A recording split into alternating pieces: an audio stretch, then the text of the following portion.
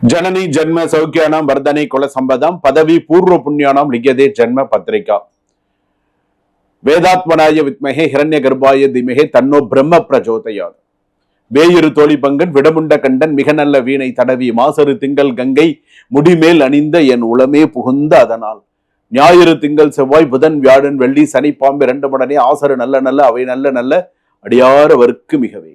எல்லாரும் நன்னா இருக்கணும், இன்பமே சுழுக, எல்லோரும் வாழ்க. உலகெங்கும் வாழக்கூடிய நெக்ஸ்ட்ஜென் நேயர்கள் அனைவருக்கும் வணக்கம். நான் மக்கள் ஜோதிடர் டாக்டர் ராஜ்குமார் சிவாச்சாரியார் பேசுகிறேன்.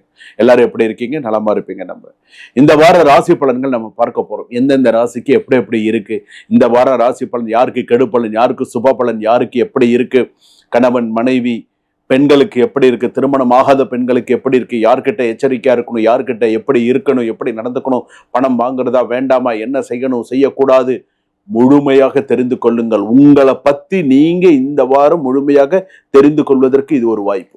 வார வாரம் ராசி பலன் பார்த்து தெரிஞ்சுக்கோங்க. அப்பதான் உங்களுக்கு மைண்ட் செட் பண்ணி வச்சுக்கோங்க. நமக்கு இந்த வாரம் இப்படிதான் இருக்கும், இந்த வாரம் நம்ம இப்படிதான் இருக்கும், இந்த வாரம் நம்ம இதெல்லாம் செய்ய போறோம் அப்படிங்கிறது பார்த்து.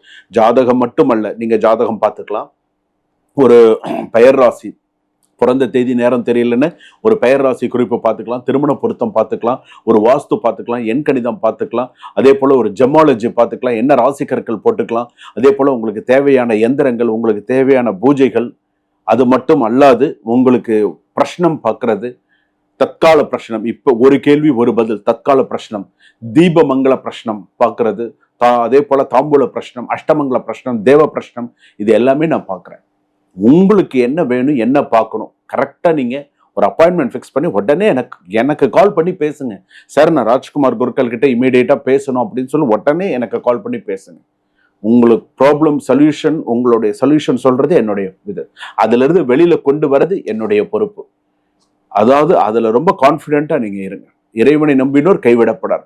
சுவாமியை அதுக்கு வழிகாட்டுதல் தான் நான் இறைவன் கிடையாது. உங்களுக்கு அந்த பாதையை காட்டுபவன், அவ்வளவுதான். சார், இந்த வழியில போங்க, இது உங்களுக்கு கரெக்டா இருக்கு. அதாவது சொல்லுவாங்களா, தெய்வானா மனுஷ ரூபானா, மனித ரூபத்துல அசரீரமா நீ தசை உனக்கு நல்லா வருதுன்னு சொல்றாங்க இல்லையா, அதுதான். அதனால நல்லா ஞாபகம் வச்சுக்கோங்க. ஒரு விஷயம், இன்னொரு விஷயமும் நான் இதுல பதிவு பண்ண விரும்புறேன். அதாவது உலகத்துல கடவுள் இல்லைன்னு சொல்றவனையும் நீங்க நம்பலாம், கடவுள் இருக்கான்னு சொல்றவனையும் நம்பலாம். ஆனா நான் தான் கடவுள் சொல்றவனை மட்டும் நம்பக்கூடாது. அதனாலதான் இறைவன் மிகப்பெரியவன். நல்லா ஒரு ஒரு ஒரு துரும்பு நல்லா வழிகாட்டுறேன் உங்களுக்கெல்லாம். ஒரு பிரம்ம வித்தை கற்றவன் சொல்லுவாங்க, உங்களுக்கெல்லாம் வழிகாட்டுறது தான் என் வேலை. நீங்க நல்லா இருந்தா என் மனசுக்கு சந்தோஷம், அவ்வளவுதான். நீங்க சந்தோஷமா இருந்தா எனக்கு நல்லது, என்னுடைய ஆத்மா நல்லபடியா இந்த பூமியை விட்டு போகும். சரிங்களா? மகர ராசி நேயர்களை, மகர ராசிக்கு இந்த வாரம் எப்படி இருக்கு? மெதுவாக செல்கிறேன் என்று யாரும் உங்களை பலவீனமாக நினைக்க வேண்டாம். நீங்கள் நிற்காமல் சென்றால் உங்களை முந்தியவர்கள் கூட உங்கள் பின்னால் நிற்பார்கள். இதுதான் உண்மையான வார்த்தை.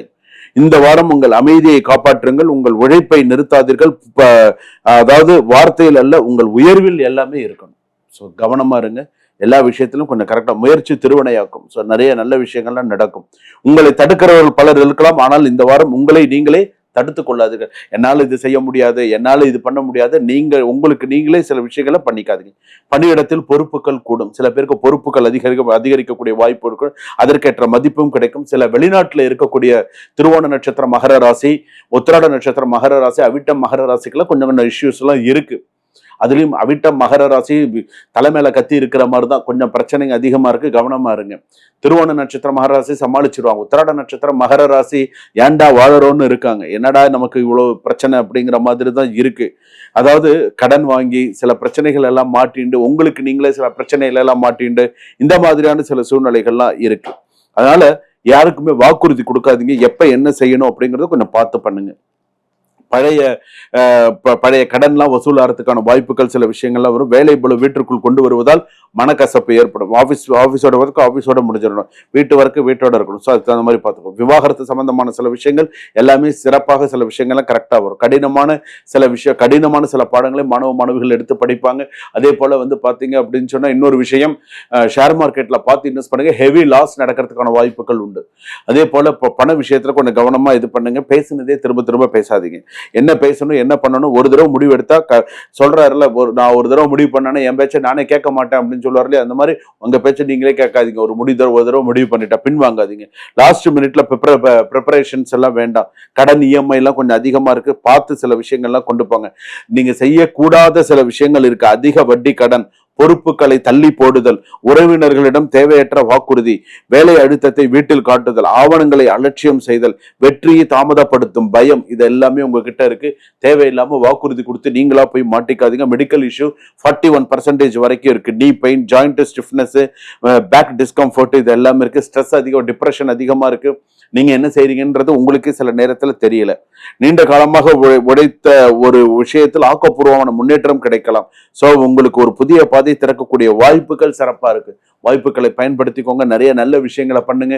உங்களுக்கு தேவையான விஷயத்துல கொஞ்சம் கரெக்டா சில விஷயங்கள் பண்ணிட்டு வந்தீங்க அப்படின்னு சொன்னா சக்சஸ் பண்ண முடியும். இந்த வாரம் உங்கள் அமைதியை காப்பாற்றுங்கள். உங்கள் உழைப்பை நிறுத்தாதுக்கு பதில் உங்களுடைய உயர்வு நிறைய இருக்கணும் அப்படின்னு சொல்றது. அதே போல அவிட்ட நட்சத்திரத்துல மகர ராசியில இருக்கக்கூடிய அக்கா, கூட பிறந்த அக்கா ஞாபகம் வச்சுக்கோங்க, அல்லது சகோதரி, ஒண்ணு விட்ட சகோதரி, அந்த மாதிரி இருக்க உனக்கு அக்கா ஸ்தானத்துல இருக்கக்கூடியவர்களால் மிஸ் அண்டர்ஸ்டாண்டிங் பிரச்சனைகள் வருவதற்கான வாய்ப்புகள் நிறைய இருக்கு. அவிட்ட மகர ராசி தாங்கிற மாதிரி எல்லாம் பேசுவாங்க, கொஞ்சம் கோவப்படுத்துற மாதிரி எல்லாம் குடும்பத்துல பேசுவாங்க. இருந்தாலும் சில விஷயத்த நீ கரெக்டா கொண்டு போன அப்படின்னு சொன்னால் சிறப்பாக இருக்கும். சுபம். வாழ்க வளமுடன்.